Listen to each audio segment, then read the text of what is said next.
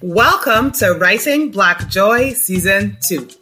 I am Sophia Robinson, and I'm a writing coach and an editor and a story listener, as well as the producer of Writing Black Joy, a virtual space that celebrates, centers, and promotes the voices of Black writers and storytellers with joyful and uplifting stories. Here, you'll find conversations with some of my favorite Black writers and storytellers, learn more about their projects and the joy they're bringing into the world, hear more about their creative process, and find inspiration for your own creative ventures, as well as tips and strategies for writing poetry, blogs, creative nonfiction, fiction, plays, and so much more from all types of writers, as well as a sneak peek into the writing life. You could even find your next favorite writer, book, poem, play, or blog. And if you are a Black writer who is looking for a coach or an editor to help you bring your joyful story into the world, then click on my website below to find out how to work with me. In the meantime, let's go to today's guest. Today's guest is Thea Charles, who is, among other things, the host of the Push or Pivot podcast. She was also a guest in Writing Black Joy Season 1, where she put me in the hot seat, and we talked about why I started the project. You can find a link to that episode in the show notes. This time around, I put Thea in the hot seat, and we talked about overcoming the overthinking that can come with starting a creative project, the power of pausing when making decisions about change, meditation, Spider-Man, and the importance of being true to yourself, and so much more. We also learned about Thea's podcast series that she did for Black History Month 2021, and the links will be in the show notes. I hope you enjoy our conversation as much as I did. Hello, everyone. Welcome back to Writing Black Joy Season 2. Welcome back, Thea. Hey, I'm so happy to be here, Sophia. Yes, I told Thea from the very beginning that she is my standard guest. She'll probably be in every season, so get used to her. Sit back, pull up a chair, relax. But this time she's in the hot seat. So it's going to be fun. Great. Thanks for joining us. To those of you who wondered, what am I wandering into? This is Welcome Black Joy. This is season 2. This season, I should say, is all about Black storytellers speak. And so we have podcasters, musicians, all different types of people joining us this season. And my special guest this week is Thea. And I'm going to tell you a little bit about her. So Thea graduated from Providence College and she obtained her bachelor's degree in biology. So she did as she was expected to do, took a career in the medical field, and she was working as a histocompatibility specialist and compliance officer. For Thea, following a path that was created for her did not keep those internal fires burning. So when she was stuck at a crossroads, she actually worked with a coach and she realized that coaching was a path for her. And she is now a life coach that believes when you know your purpose, you can build the confidence to show who you are to the world. She has a knack for helping clients see the big picture, zero in on what they desire, and create manageable steps to get there. She helps women manage their transitions in life, and she can relate as having gone through many changes herself. She also is a mentor coach. So if you're a coach and you're looking for somebody to mentor you, she's a great person to do that. And she has also spoken in front of thousands of women, conducting training on the behalf of her clothing boutique. She's also a mom to 2 boys, a wife, a travel enthusiast, a flautist, lover of tea and a good mural, the host of the Push or Pivot podcast, and a fellow Barbadian, even though she hasn't been here for a while, and it makes me cry. Makes me cry too. Thank you. I know. But that she is so many things and more. And just for today, she is my guest. Well, not just for today, she's always here, but today, at the beginning of season 2, Writing Black Joy, she is my guest today. So as I said, today, this season is all about storytellers of joyful stories. So Thea, as the host of the Push or Pivot podcast, she's told a few stories, she's heard a ton more, and we're going to dig into that a bit as well. But before we go down the road of talking directly about the podcast, I'd love to know, Thea, what inspired you to create it? I realized I was listening to NPR or some local radio station.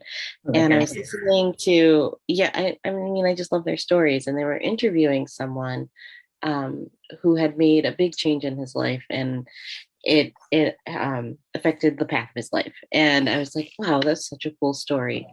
And I realized that those are the kind of stories that I just gravitate towards, like when someone makes a decision, and that kind of inspired me to start the podcast. I mean, I wasn't quite sure how to start or what to do, but I was like, you know what, that'd be a really cool if someone did something like that, and just listen to, when people decide what they want to do with their life or decide they want to make changes and feel happy with that, and what made them come to that decision. And that's kind of where the pusher pivot came from. Yeah. And if you haven't heard Thea's podcast, season 1 is pretty long, lots of amazing stories. So go along and take a listen. I'm on there more than once, I'm sure. But I will drop the link you'll see it in the show notes. If you're watching us on YouTube, we're on YouTube now, then just look in the notes and you'll see links to Thea's podcast, Push or Pivot. So I know you said that you were like, where do I even start with a podcast? I'm curious, just in case any of our listeners is thinking about starting a podcast. Where did you start? What did you start with? Other than the idea, after you had the idea. After I had the idea, first I was lost in, I don't think I can do this, and why would anyone listen, Bill? So I was there for a bit. Terrible place. A lot of self-doubt. But once I decided to start, it really wasn't, I think that it's something that you could overthink and think, I need all these equipment. I need to know how to edit. I need to know how to do all these types of things. But we have so much capability in just like the computers and the phones that we have. So I decided to just do it dirty, right? So I jumped in and I found someone that was willing to be interviewed, and I just did it over Zoom and recorded the conversation, kind of like what we're doing now. And I took that audio, I did a couple Google searches, figured out how I wanted to upload it, and I uploaded the first episode and was like, and here it is. And that's how the podcast started. Yeah, and it was such a great, I love the idea. You and I have had a few conversations, even throughout the pandemic and beyond about how do you know when to push? How do you know when to pivot? How do you know when to push through and keep on going?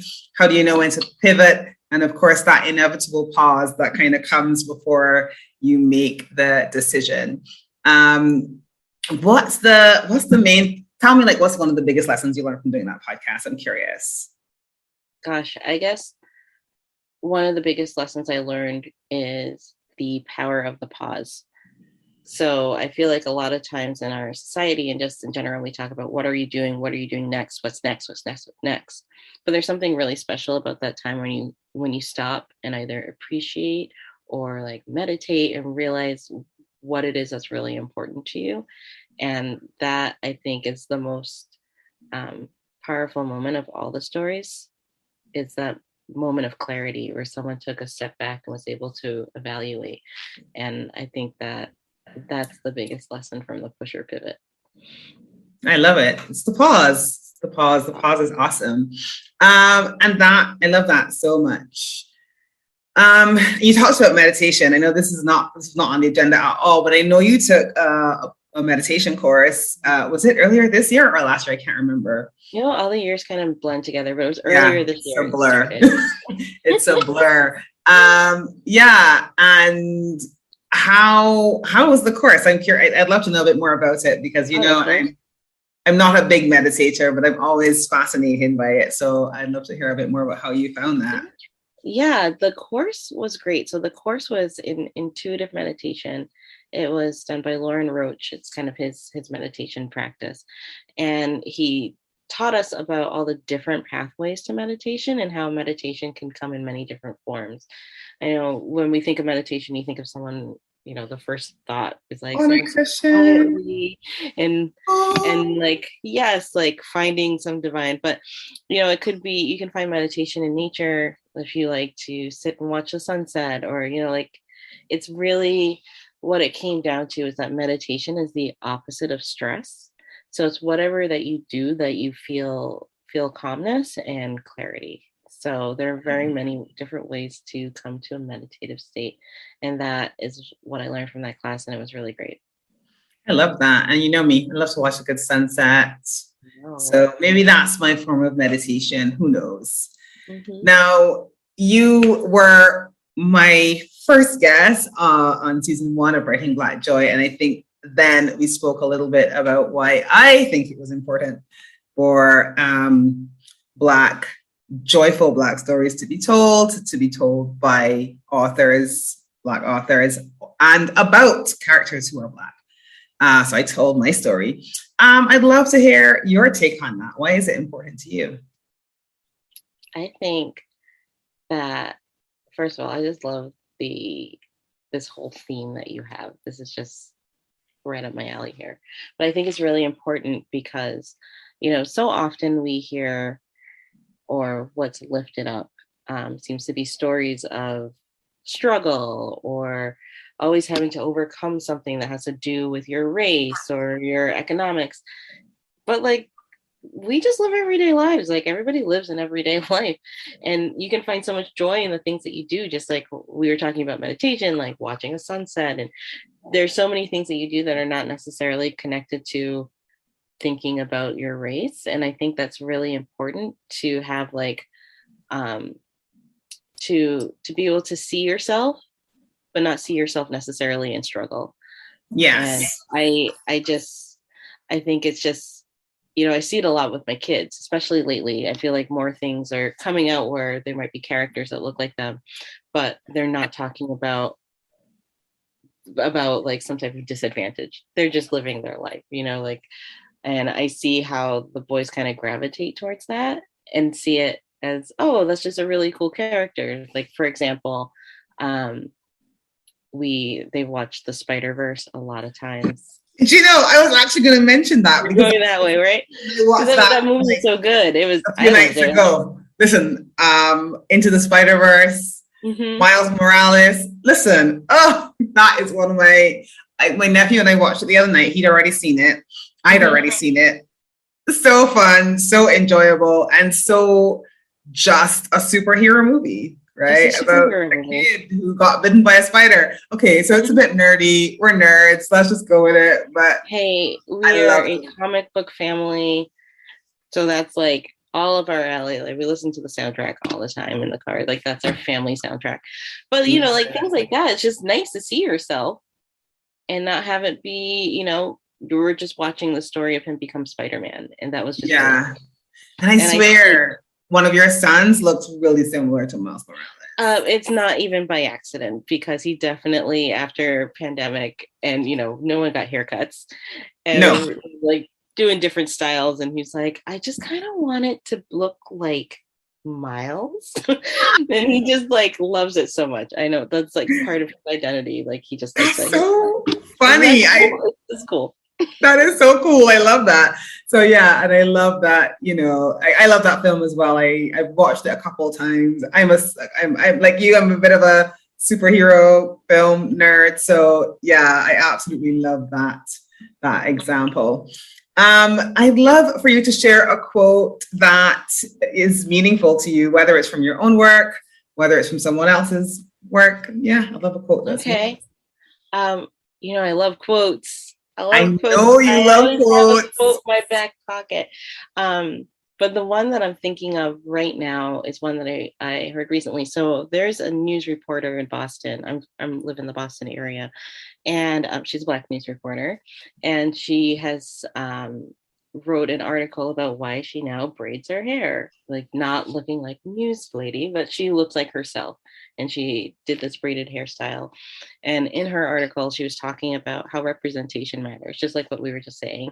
But even more important than representation that matters is authentic representation matters.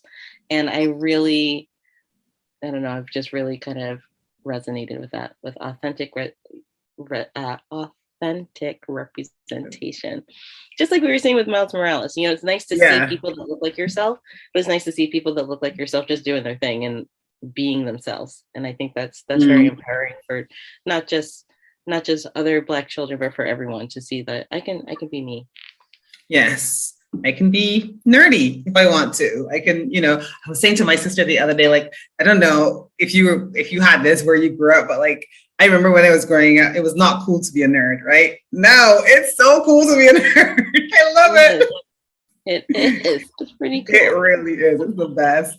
And that is great. So we're going to talk a little bit about creating the podcast itself. How long would you say, I know you said you had a bit of a loss in sort of self-doubt land.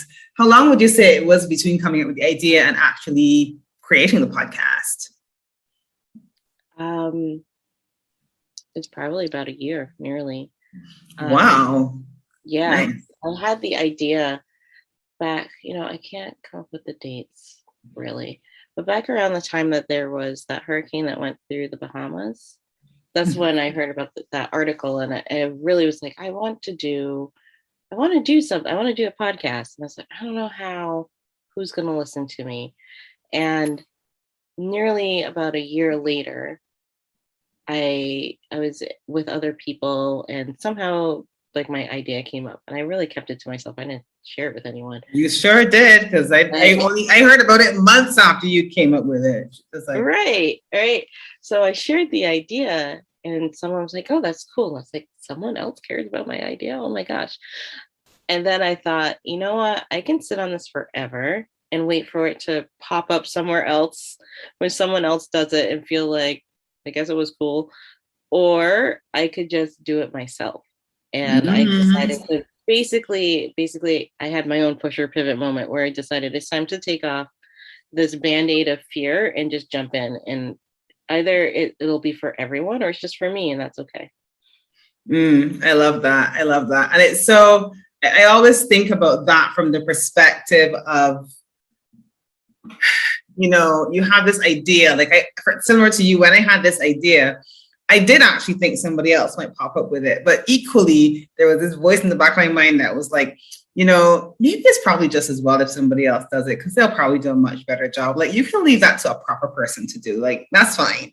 And fortunate enough to have people like you and other friends who were like, you are a proper person, you should do it. It's like, I'm not convinced, but I did it anyway. And sometimes you just have to, as you say, you just have to do it dirty. You just have to kind of like get in there and do it, because I think it's in the doing that it gets better, right? It gets better. It gets more polished. I think you have this, I don't know about you, but I listen to a lot of podcasts and that type of thing before I started this project. And so I was comparing it to this studio produced, like flashy, polished sounding thing. And like, here I am with my microphone that doesn't even work.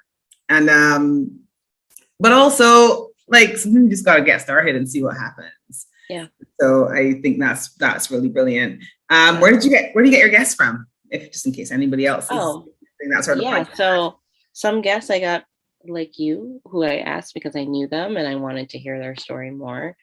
I went to the internet. I found a Facebook group with people that wanted to talk, and I put out my idea out there, and I was really blown away that a lot of people wanted to share their story. And I kind of went through and vetted and decided who I wanted to talk to, and it was really awesome. Because most of the beginning of the podcast, when I started it, was in February of 2020. So we quickly went into lockdown after that, and it was a really nice way of connecting with people from like all over the world that I didn't feel so isolated, and it was really nice. It was a nice and I actually, sorry, I didn't mean to interrupt you. I just said came at the right time. Yeah, it did come at the right time. And you introduced me to Akiwa, actually, who is also in season 1, who writes children's books. So that was a recommendation I got from you. So I love that, as you said, people are willing to talk, and then you can kind of get recommendations from other people and that type of thing. So it's a great project. So seasons 1 and 2, just find it on your favorite podcast app. And we're working on season 3 now. So I eagerly await season 3. Yeah. I just wanted to let you know how you can support us over here at Writing Black Joy. Firstly, you can join our Patreon community over at patreon.com/Sophia Robinson, and you'll find the link for that in the show notes. When you sign up over at Patreon to support us, you will get the opportunity to join our monthly group coaching calls and workshops that we'll be holding exclusively for Patreon supporters. So come on over and join the party. It's so much fun over there. Other ways you can support us: hit subscribe here on your podcast or over on the YouTube channel. You can also leave a podcast review, like our YouTube episodes, and share us with your friends. You can head over to our website and sign up for our mailing list, www.writingblackjoy.com. Also, follow Writing Black Joy over on Instagram at Writing Black Joy. All of these will be in the show notes. Thanks so much for listening and for supporting our show. That is perfect. Tell me, what kind of obstacles did you face while you were coming up with this podcast, putting it out into the world? All right. Well, let's see. Some of the obstacles. Well, first of all, was the doubt. Can I do this? That was probably the biggest obstacle. The next thing, there's a little bit of a cost that comes into podcasting, depending on where you decide to host. So that was something that I had to think about, how I was going to continue to fund it. And, and sometimes as you work on things, you have these ideas, of making it bigger, and I could do this, and basically sound like a mass produced, like Hollywood production. And that it's not necessarily what you can do when you're funding it on your own. So those are some of the obstacles I came across. But what it really came down to is just like trusting that what goes out there will resonate. And if I have good content, that was what mattered more than all the bells and whistles. Like I could spend hours editing and adding music interludes. But at the end of the day, we want to hear a good story. So true. So what was your proudest moment in that process? Oh, goodness. There were a couple moments. Okay. Tell me about all of them. You can have as many as you want. Yeah. Okay. I don't know if I can come up with one. A few is fine. Go right ahead. A few? Okay. Well, my first proud moment was when I uploaded my first episode, because I was like, I did it. And then I saw it on like Apple, and I was like, oh my goodness, it's real. So that was my first moment. After that was actually hearing people say that they listened to it and they enjoyed it. That was really awesome. And I was really proud of kind of the mini section I did on Black History Month in February, which was like, it's close to like, I felt like it was for me, but I felt like, it resonated well. And I had a lot of feedback on that. And that was really, felt really good about it. Excellent. And you this is actually going live in February 2022. So we're recording this in December. So, just I can have my pieces, but this is actually going to be dropping in February 2022. So without knowing it, you have taken part in another Black History Month podcast. Fantastic. Tell us more about what you did for Black History Month last year. It was last year, wasn't it? It was last year. I'm sorry. 2021. It was 2021. Yeah. Which is this year. But by the time people listen, but last year. Right, exactly. It feels like last year anyway. I know, right? This year has been crazy. Tell us what you did for Black History Month. February. So I did a spotlight on 4 people. I did Shirley Chisholm, because I've always looked up to her. I just think she's cool. Marsha P. Johnson. I did John Michel Basquiat and William Grant Still. And I picked them because I guess there's a theme here, that they were very authentically themselves. So, Shirley Chisholm was in government, and she's unbought and unbossed. That was her tagline. And she fought for what she believed in, and not necessarily following any political systems, which was, a big deal for a woman, especially at that time. It's a big deal for any politician, let's face it, because, it's amazing how many people will start to tell you what you need to do as soon as you put your hat in. And I've seen that for my husband. First, he recently ran for a school committee, which isn't like it's a big deal, but it's not like you're not running for governor. But it's amazing how many people will like to tell you what to think.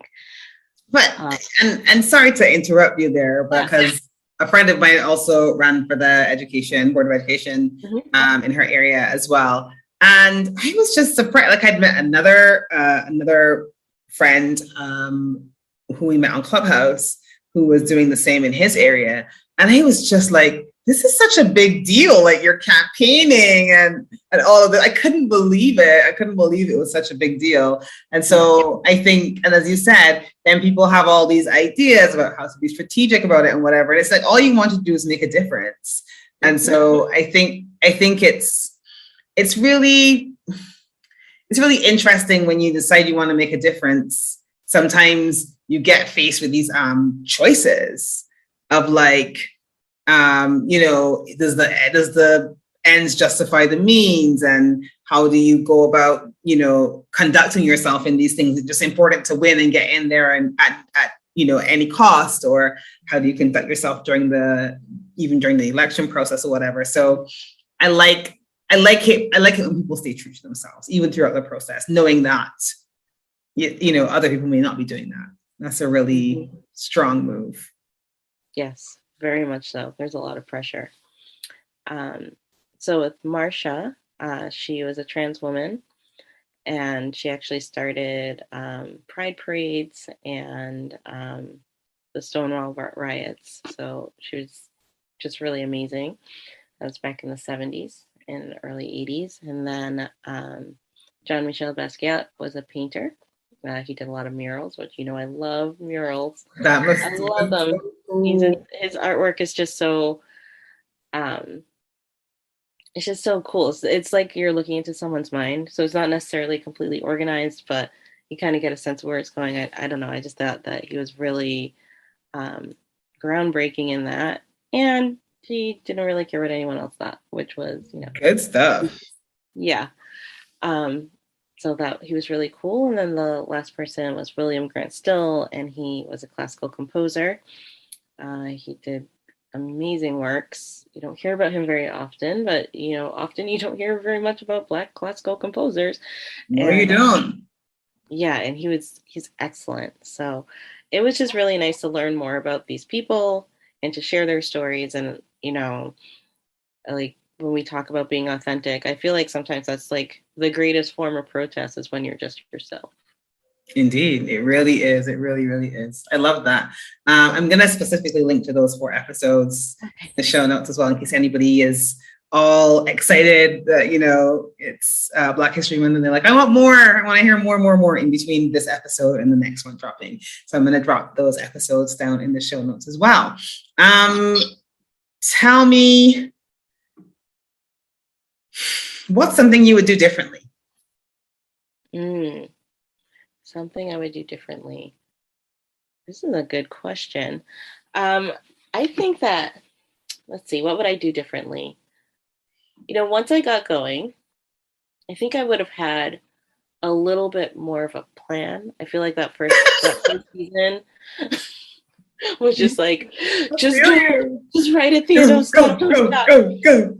And it was good. I was doing a lot of batching. I met a lot of people, but boy, that got really exhausting. So I think I would have planned a little bit differently with themes, which is kind of what I did more towards the second one. I felt like there was more, I had like direction and knew what I wanted to talk about and who I wanted to talk to. I think, I don't regret it, but I was just very excited that anyone wanted to talk to me. And then the stories were we were just having such great conversation that I just felt like I shared everything. And maybe next time I can add a little. Yeah, have a little more structure to it. And it's so interesting that you should say that. Like because looking back now that I've gotten to the end of season 1, and I can look back and I can reflect on how things went and how like something really weird happened with the lights. If you're watching, trust me, I don't know what's going on, but We're back now. The cloud passed over. Even though we're indoors, the cloud clearly passed over. But for me, looking back and reflecting on season 1, like one of the decisions I made quite early on was I only wanted 10 episodes. I think I ended up with 12 in the end. But I only wanted 10 episodes because that was how I kind of got myself to do it at all. Was like, you're only going to do 10. It's not going to be overwhelming.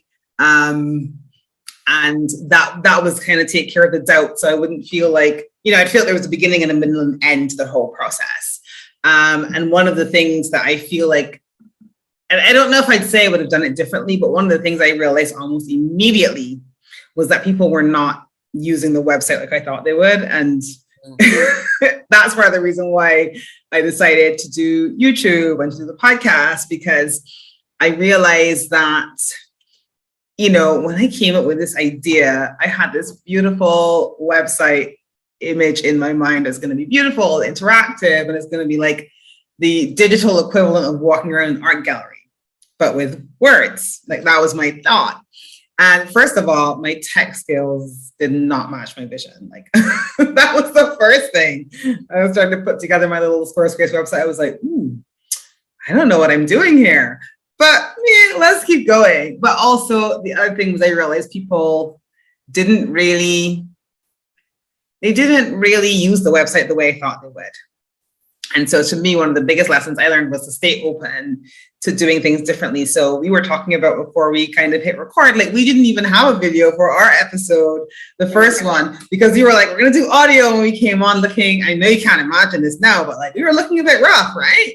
Yeah, and I was definitely in my pajamas. I was definitely in my pajamas. And it's so funny because the very second guest I had, she was like, let's do videos. So I was like, yeah, I'll put on a little makeup and let's go. And after I recorded a few videos, I messaged Thea and I was like, can we share our video? And Thea was like, nope, we absolutely cannot share. I didn't say absolutely. Like, if you really want to. She said, no, folks, I don't care what she's saying right now. She was like, it's a hard no for me.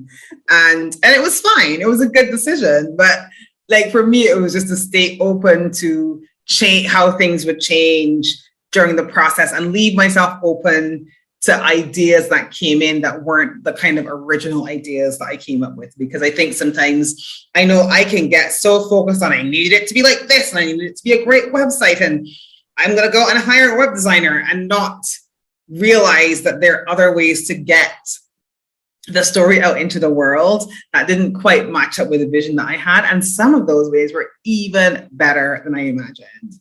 So I think that's probably my sort of reflection on season 1 type of thing. So I don't think we talked about this last time. So tell me a bit about what you enjoy reading or watching or listening to, or all of the above. Or all of the above. I love a good documentary. Like, I could watch a documentary any day of the week. I don't know. I like hearing, I guess I just like history a little bit. I like hearing things that happen in history and the extra nuances that come up in a documentary. So that's that. I don't really watch a lot of TV, but when I do, it's usually a documentary. It's usually something like that will get me to come back. There's like a mini series. Yeah, it's either a documentary or we're heading into the Spider-Verse. That's what happens. Yes, and yes, whenever there's a new Marvel movie coming out. I know, right? You're like, there's no getting around it. It used to be like, oh, the boys want to, but now it's like, it's like, I want to. The boys are like, Mom, I don't want the turtles. Yes, you do. Let's go. I don't care. I love that. And you'll be pleased to know, Thea, my friend Kim, who does the podcast about Barbadian history, she's going to be joining us as well. I had to. Good. I didn't have to twist her arm. I didn't. She was happy to join me, but so we're going to be chatting to her about her podcast about Barbadian history. So I love that podcast. Listen to it if you're listening. Listen to her podcast. So good. Me too. Maybe I'll drop the link down here so you can catch it up a bit before we get to the interview with her. I think I'm chatting to her in a couple of weeks, but I'm not sure what order I'm really saying season 2 in, except I know for sure this is going to be the first one because Thea is always my first guest, anywhere, anytime. So listen out for talking to Kim, and she has a great great little podcasts about our great little islands. I love it. So great. So any last thoughts, any last words, anything you want to share that we didn't talk about before we wrap things up? Not really. I guess I just want to thank you for putting this out here. It's so nice to be able to have this resource of finding these great people who are writing Black Joy and all the different ways and iterations that people do it. It's been really awesome. Yeah, one thing I will say, and I think I thought about you a bit when I was making the decision to pivot a little bit with season 2 is, I'm going to tell this story now. It's going to be out into the world. Maybe I'll edit it if I regret it later. But there were a couple of people that I really wanted to include in season 2, including my friend Kim, who does her podcast. There are a guy who does YouTube videos about Marvel movies. I'm sorry. He hasn't responded yet, but he's going to come on this show, even if it's not in this season. I'm going to stalk him until he does. But there are a few people that I really wanted to include. And I was choosing between going a bit diverse and including people that have YouTube channels and podcasts and, people who make documentaries. There's a guy who I'm going to be hopefully interviewing later on this month, Ernest, who does a TV show in Chicago. Different, just totally different stuff versus niching in. And I'm only going to talk to people who write nonfiction, personal development books and that type of thing, and really going deep into those topics.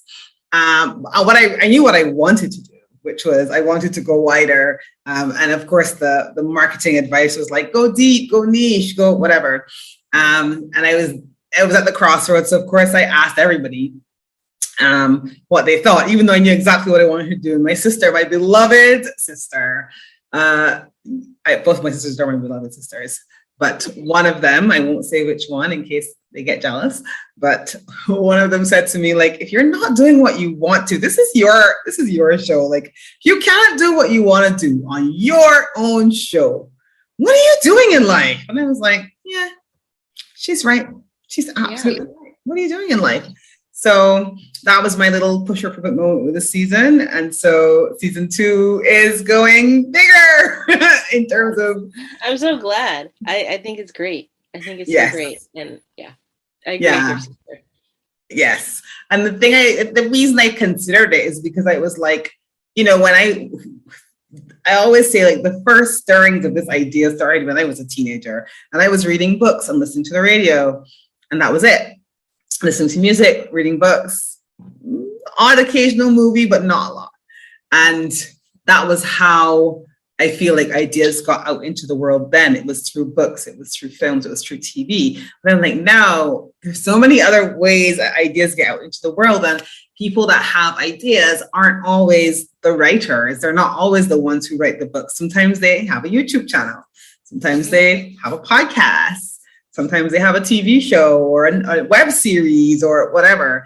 And I just wanted to be able to capture those voices, those stories, people who were getting their ideas out into the world in just so many different ways. And so thank you for being my first expanded season guest, Thea. My pleasure. Thank you so much for having me. Always. And we'll see Thea in season 3. She doesn't know it yet, but she will always be here. So just look out for her in season 3. And if you want to have a listen, like I said, we don't have any video from our last conversation, but if you want to have a listen to our first conversation, the link is going to be in the show notes, as well as links to Thea's podcast, especially to her Black History Month series that she did for Black History 2021, February, and how you can get in contact with her.